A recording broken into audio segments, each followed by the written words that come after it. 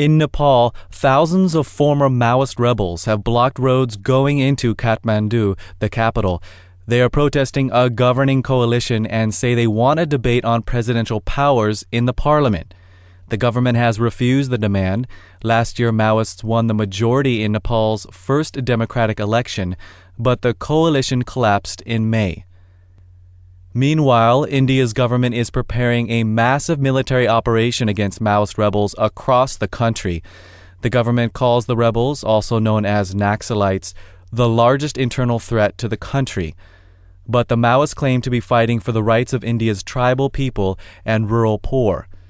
The planned crackdown has drawn criticism. Many say the military action does not address the root causes of the Maoist violence and will only complicate the problem. FSRN's Bismillah Gilani has the story. It's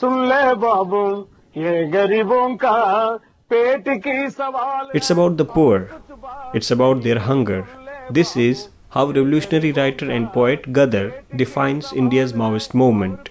He says, India's march towards prosperity has left behind a trail of deprivation and despair, which the Maoists are struggling to mend. They are revolutionaries. They live in the forests with the poor and the tribal people to protect them from the oppressors and to fight for their basic rights of food, shelter, and clothing. These are the people who have been deprived of everything in the name of development. We ask one simple question. Why is it that in this fast-developing country, food has become so scarce for so many people?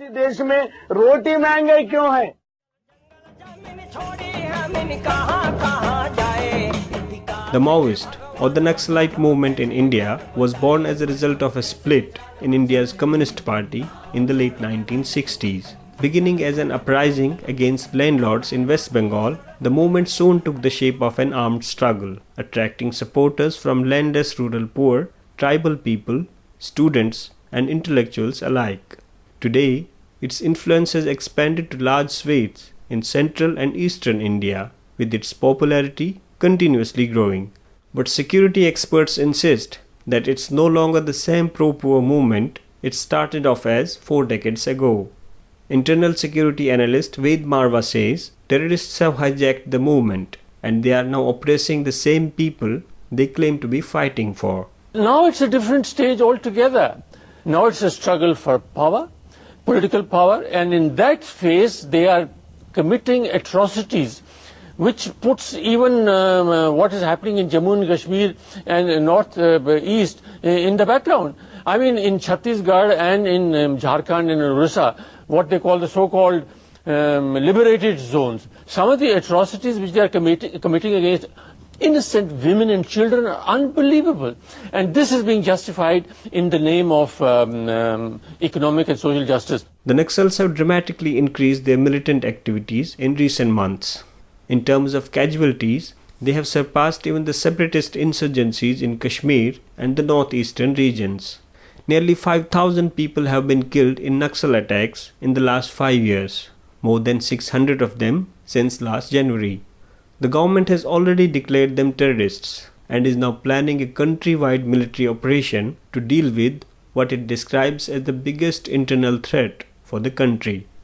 P. Chidambaram is India's Home Minister. The left-wing extremists have extended their areas of influence. They've entrenched themselves. Today they pose a very grave challenge to the state. And we are preparing to take on the challenge. Details cannot be disclosed. I have personally visited each state and I'm in close touch with the chief ministers. Most of the political parties are supporting the government's plan to take on the Maoists. Even the Marxist Communist Party, which had vehemently opposed the government's decision to ban the Maoists as a terrorist group a few months ago, also does not see any sense in resisting the move. Prasenjit Bose is a senior member of the party. Their approach towards democracy is highly problematic.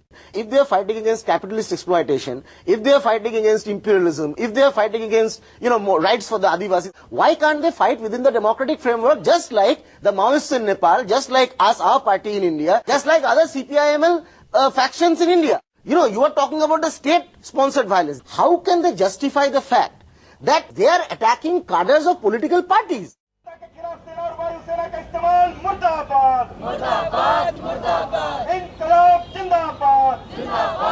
But the proposed military crackdown is evoking protests from various civil rights groups, students' movements, and intellectuals who view the Maoists as a legitimate people's movement against state repression. Dr. Aparna, member of the Federation of Indian Trade Unions, is among the protesters in New Delhi. In the name of attacking Naxalite movement, the government of India has actually launched a war against the people of the country with a specific aim to sell the rich resources of this country ad lib to foreign companies for profit and for loot.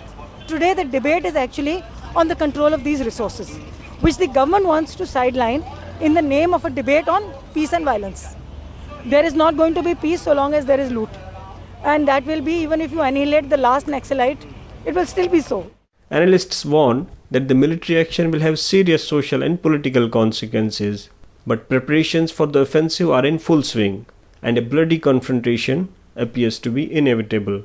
Bismillah Gilani, Free Speech Radio News, New Delhi.